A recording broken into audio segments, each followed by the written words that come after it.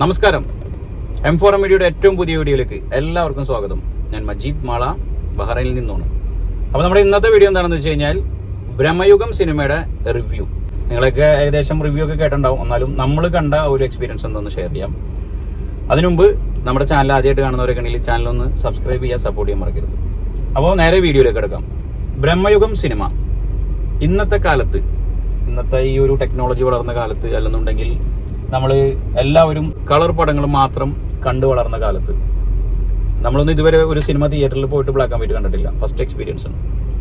ഇങ്ങനത്തെ ഒരു കാലത്ത് ഇങ്ങനൊരു ബ്ലാക്ക് ആൻഡ് വൈറ്റ് കൺസെപ്റ്റ് എടുത്ത് തിയേറ്ററിൽ ഇറക്കുക എന്നുള്ളൊരു തീരുമാനം എടുത്ത, അല്ലെങ്കിൽ ഒരു കഥയും കാര്യങ്ങളും കണ്ടെത്തിയ ഇതിന്റെ ഡയറക്ടർ രാഹുൽ സദാശിവൻ, പുള്ളി തന്നെയാണ് സ്റ്റോറി. പിന്നെ ഒരാൾ കൂടി ഉണ്ട്. അപ്പോൾ ഇങ്ങനെ ഒരു കണ്ടന്റ് ബ്ലാക്ക് ആൻഡ് വൈറ്റിൽ ഇവര് ഇന്നത്തെ കാലത്ത് ഇറക്കാൻ കാണിച്ച ധൈര്യം, അതിനാദ്യം രാഹുൽ സദാശിവന് as a director big salute.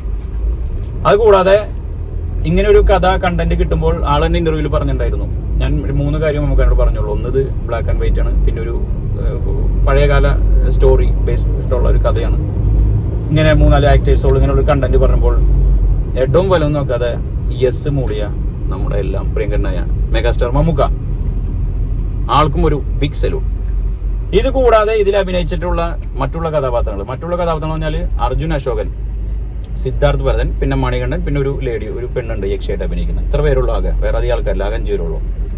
എല്ലാവരും ഓരോ റോള് ഗംഭീരാക്കി. പക്ഷെ എടുത്തു പറയേണ്ട 2 ക്യാരക്ടേഴ്സ്. അർജുൻ അശോകൻ, എന്റെ പൊന്നോ, വേറെ ലെവൽ ആക്ടിങ് വെച്ചാൽ വേറെ ലെവൽ ആക്ടിങ്. അയാളുടെ കരിയർ ബെസ്റ്റ് എന്ന് വേണമെങ്കിൽ പറയാം. ഇതുവരെ അങ്ങനത്തെ ഒരു അഭിനയം നമ്മൾ ഒരു പടത്തിലും കണ്ടിട്ടില്ല. അതുപോലെ സിദ്ധാർത്ഥ് ഭരതൻ, ആൾക്ക് കിട്ടിയ വേഷം അടിപൊളിയായിട്ട് ചെയ്തിട്ടുണ്ട്. കാരണം ഈ ഒരു കൺസെപ്റ്റ് എന്ന് പറഞ്ഞാൽ വളരെ നൂറ്റാണ്ടുകൾക്ക് മുമ്പുള്ളൊരു കഥ, അല്ലെങ്കിൽ അതിനെ ബേസ് ചെയ്തിട്ടുള്ള രീതിയിലാണ് ഇത് കാണിച്ചേക്കുന്നത്. അപ്പോൾ ഇതൊരു അതിൽ നടക്കുന്ന ഒരു വീടും പരിസരമായിട്ടുള്ള ഒരു ഇതുള്ളൂ. അതൊരു അത്രയും കാഴ്ചകൾ വെച്ചിട്ട് നമ്മൾ 2.5 മണിക്കൂറോളം എന്റർടൈൻമെന്റ് ചെയ്യിപ്പിക്കാന്ന് വെച്ച് കഴിഞ്ഞാൽ അത് ഡയറക്ടർ ബ്രില്യൻ്റ് ആയിട്ട് അത് സമ്മതിച്ചു കൊടുത്ത പോലും. അതിനനുസരിച്ചിട്ടുള്ള രീതിയിൽ പെർഫോമൻസ് ബേസിൽ നോക്കുമ്പോൾ മമ്മൂക്ക പോറ്റിയായിട്ട് നിറഞ്ഞ ആടുകയാണ്. നമ്മൾ ഈ പടം കണ്ടു കഴിഞ്ഞ് കഴിഞ്ഞാൽ നമ്മുടെ മനസ്സിലൊരു യഥാർത്ഥ ഒരു പോറ്റി, കൊടുമൺ പോറ്റി. അത് നമ്മളെ ഇതുവരെ മമ്മൂക്കയുടെ 400 ശിലാം പടങ്ങൾ ആൾ അഭിനയിച്ചിട്ടുണ്ട്. ഒരുപാട് പടങ്ങൾ നമ്മൾ കണ്ടിട്ടുണ്ട്. ഇത്രയും പടങ്ങൾ അഭിനയിച്ചിട്ടും ഇന്ന് വരെ കാണാത്ത രൂപങ്ങൾ, ഭാവങ്ങൾ, ചിരിയോണ്ടുള്ളൊക്കെ എക്സ്പ്രഷനൊക്കെ എന്ന് പറഞ്ഞാൽ വേറെ ലെവല്. ഒരുപാട് കണ്ണുകൊണ്ടും ആളൊരു എന്താ പറയാ, സിനിമയുടെ ആർത്തി എന്ന് പറഞ്ഞത് വെറുതെ ഇല്ല. നമ്മൾ ഈ പടം കാണുമ്പോൾ മനസ്സിലാവും ആള് ഇതിനു വേണ്ടിയിട്ട് എന്ത് ചെയ്യണ രീതിയിലുള്ള ഒരു പ്രകടനം, ഒരു രക്ഷയില്ല. അതുകൂടാതെ അർജുൻ അശോകൻ അടിപൊളിയായിട്ട് അഭിനയിച്ചിട്ടുണ്ട്, എന്റെ പൊന്നോ. അതുപോലെ സിദ്ധാർത്ഥ് ഭരതനും. അപ്പോൾ ആക്ടിങ്ങിന്റെ കാര്യത്തിൽ വേറെ ലെവലാണ് എല്ലാവരും. കൂടാതെ ഇതിന്റെ ബാക്ക്ഗ്രൗണ്ട് സ്കോർ ചെയ്തേക്കണ ആള്, അതിന്റെ ആളുടെ പേര് ക്രിസ്റ്റോ സേവിയർ. അതെ, ക്രിസ്റ്റോ സേവിയർ. എന്റെ പൊന്നാരളിയ, എന്ത് ലെവല് മ്യൂസിക്കാണ്. നമ്മളെ ചില മ്യൂസിക്കൊക്കെ കേൾക്കുമ്പോൾ രോമം കൊള്ളിക്കും, ഒരു ജാതി പ്രകമ്പനം കൊള്ളിക്കുന്ന ഒരു സാധനം. അതിലൊരു സാധനം ഉണ്ട് എന്റിലൊക്കെ, ഒരു എന്ന് പറഞ്ഞിട്ടൊരു സാധനം ഇങ്ങനെ കേറി വരും. അതൊക്കെ കേൾക്കുമ്പോണ്ടല്ലോ അടിപൊളിയായിട്ടുണ്ട്. ചെക്കൻ കസറിയിട്ടുണ്ട്. അവനൊരു ബിഗ് സല്യൂട്ട്. കാരണം നമ്മളെ ഇങ്ങനത്തെ ഒരു സ്ലോ ബേസ് കഥയ്ക്ക് അതിന്റെ ബാക്ക്ഗ്രൗണ്ട് സ്കോറിനും ഭയങ്കര ഇമ്പോർട്ടൻ്റ് ആണ്. കാരണം നമ്മളെ പിടിച്ചിരുത്താൻ കഴിയണം അറ്റ്ലീസ്റ്റ് ബാക്ക്ഗ്രൗണ്ട് സ്കോറിനും. അങ്ങനെ നോക്കുമ്പോൾ ഇത് രണ്ടും കൂടി മാനേജ് ചെയ്ത് പോയ കാര്യത്തിൽ അവർ 100% വിജയിച്ചു. പിന്നെ ആർട്ട് വർക്ക് എടുത്ത് പറയേണ്ടത്, ആർട്ട് വർക്ക് എന്ന് പറഞ്ഞാൽ വേറെ ലെവലാണ്. കാരണം വെച്ചാൽ ഇങ്ങനെ ഒരു പഴയ കാലം സെറ്റ് ചെയ്യുക, അല്ലെന്നുണ്ടെങ്കിൽ നമ്മൾക്ക് അത് ഫീൽ ചെയ്യിപ്പിക്കുക. നമുക്ക് എവിടെ ഒരു മുളച്ച് നിൽക്കാതെ അതിനെ അതിൻ്റെതായ തനതായ രീതി കൊണ്ടുവന്ന് നമ്മളൊക്കെ ഒരു വിശ്വസിക്കാവുന്ന രീതിയിൽ അത് ഉണ്ടാക്കിയെടുത്തേക്കണതിന് ആർട്ട് വർക്കിനും ഒരു ബിഗ് സല്യൂട്ട്. കാരണം അവരും കയ്യടി അറിയിക്കുന്നു. അങ്ങനെ നോക്കുമ്പോൾ ഓവറോൾ ഒരു അതിഗംഭീര സിനിമാറ്റിക് എക്സ്പീരിയൻസ്, തിയേറ്റർ എക്സ്പീരിയൻസ് കേട്ടോ. മസ്റ്റായിട്ട് നിങ്ങൾ തിയേറ്ററിൽ തന്നെ വാച്ച് ചെയ്യണം. എനിക്ക് തോന്നുന്നു OTT കണ്ടാലൊന്നും ഈ ഒരു ഫീൽ TV കണ്ടാൽ കിട്ടില്ല. കാരണം സറൗണ്ട് സിസ്റ്റവും ആ ഒരു കൺസെപ്റ്റും ഇതൊക്കെ നമുക്ക് ഇഷ്ടപ്പെടണമെങ്കിൽ തിയേറ്റർ തന്നെ പറ്റാൻ ചാൻസ് ഉള്ളൂ.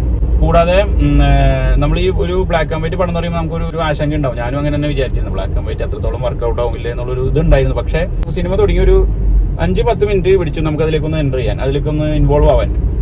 10 മിനിറ്റ് കഴിഞ്ഞോടി നമ്മൾ അതിനോട് യോജിച്ചു. പിന്നെ നമ്മൾ പടം കണ്ടുകൊണ്ടിരിക്കുമ്പോൾ ഇതൊരു ബ്ലാക്ക് ആൻഡ് വൈറ്റ് ആണോ എന്നുള്ളൊരു ചിന്ത പോലും നമ്മുടെ മനസ്സിൽ വരില്ല. അത്രമാത്രം നമ്മുടെ ഓട്ടോമാറ്റിക് നമ്മുടെ മനസ്സിനെ കഥാപാത്രങ്ങൾക്കും ആ മനയിലേക്കും കൊണ്ടുപോകാൻ അവർക്ക് പറ്റിയിട്ടുണ്ട് ഡയറക്ടർക്ക്. അതായത് അത് അവരുടെ ഡയറക്ഷൻ ബ്രില്യൻ്റ് ഉണ്ടാവും.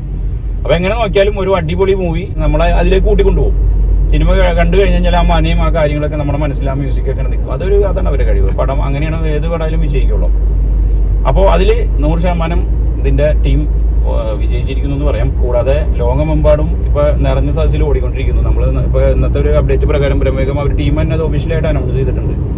4 ദിവസം കൊണ്ട് വേൾഡ് വൈഡ് ആയിട്ട് 32 കോടി കളക്ട് ചെയ്തെന്ന് പറഞ്ഞിട്ട് കേരളത്തിൽ നിന്ന് മാത്രം ഏകദേശം 11-12 കോടിക്ക് അടുത്തൊന്നും നേടിയിട്ടുണ്ട് 4 ദിവസം. അപ്പോൾ ഒരു അടിപൊളി കളക്ഷനും ആയിട്ടാണ് മുന്നോട്ട് പോകുന്നത്. ഇന്നും വർക്കിംഗ് ഡേ ആയിട്ടും അത്യാവശ്യം നല്ല ബുക്കിംഗ് ഉണ്ടെന്നാണ് സ്റ്റാറ്റസിൽ കാണാൻ കഴിഞ്ഞത്. അപ്പോൾ ഈ സിനിമയെ പറ്റിയിട്ടുള്ള മറ്റു പല രാജ്യങ്ങളിലുള്ള ആൾക്കാർ അല്ലെങ്കിൽ സിനിമാ പ്രവർത്തകരൊക്കെ ഇതിനെപ്പറ്റി വിലയിരുത്തിയിട്ടുള്ള അഭിപ്രായങ്ങൾ അറിയിക്കലും ഇതിൻ്റെ മമ്മൂട്ടിയുടെ അഭിനയത്തായാലും മറ്റുള്ളവരുടെ അഭിനയത്തായാലും ഈ കൺസെപ്റ്റിനെ ആയാലും അവരെ സബ്ജക്റ്റിനുള്ള ഒരുപാട് അപ്രിസിയേഷൻ കിട്ടിയ മെസ്സേജുകളൊക്കെ നമുക്ക് കാണുന്നുണ്ട്. കൂടാതെ സിനിമയാണെന്നുണ്ടെങ്കിൽ ഇപ്പോൾ 4 ദിവസമായിട്ട് വളരെയധികം ജനപ്രീതി നേടി മുന്നോട്ട് പോയിക്കൊണ്ടിരിക്കുകയാണ്. കൂടാതെ നെക്സ്റ്റ് വീക്കിൽ മറ്റു പല ലാംഗ്വേജിലും പടം റിലീസ് ചെയ്യുന്നുണ്ട്. അപ്പോൾ എന്തായാലും പടം കളക്ഷൻ ലെവലിലായാലും അഭിപ്രായ ലെവലിലായാലും വേറെ ലെവലിലൊക്കെ പോയിക്കൊണ്ടിരിക്കണേ. അപ്പോൾ കാണാത്തവരൊക്കെ എത്രയും പെട്ടെന്ന് മസ്റ്റ് തിയേറ്ററിൽ തന്നെ പോയി കാണാൻ നോക്കുക. കാരണം ഇതൊരു പക്ക തിയേറ്റർ എക്സ്പീരിയൻസ് ആണ്. കാരണം ഇതിൻ്റെ സൗണ്ട് എഫക്റ്റ് ചെയ്തേക്കുന്ന കാര്യങ്ങൾ, അതായത് നമ്മളൊന്നിട്ട് ആട്ടും. അപ്പോൾ എല്ലാവരും കാണാത്തവരൊക്കെ മസ്റ്റായിട്ട് തിയേറ്ററിൽ തന്നെ പോയി കാണാം. നിങ്ങൾക്ക് കൊടുത്ത കാശ് മുതലാവും. ഓക്കെ, അപ്പോൾ ഇനി ഇതിന്റെ തുടർന്നുള്ള മറ്റുള്ള എന്തെങ്കിലും അപ്ഡേറ്റ്സ് കാര്യങ്ങളും വീഡിയോസ് ആയിട്ട് നമുക്ക് വരാം.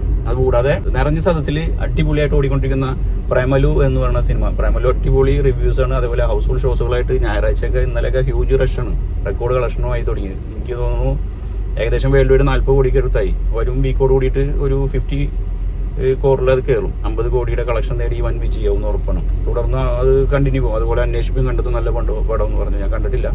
അപ്പോൾ തുടർന്നുള്ള മറ്റുള്ള എല്ലാവരും പടങ്ങൾ കാണുന്നതായിരിക്കും, റിവ്യൂസ് കണ്ടിന്യൂ ആയിട്ട് ഇടുന്നതായിരിക്കും. അപ്പോൾ നമ്മുടെ ചാനൽ സബ്സ്ക്രൈബ് ചെയ്യാത്തവരൊക്കെ ഒന്ന് സബ്സ്ക്രൈബ് ചെയ്യുക, സപ്പോർട്ട് ചെയ്യുക. അടുത്ത വീഡിയോ കാണാം. Okay, by.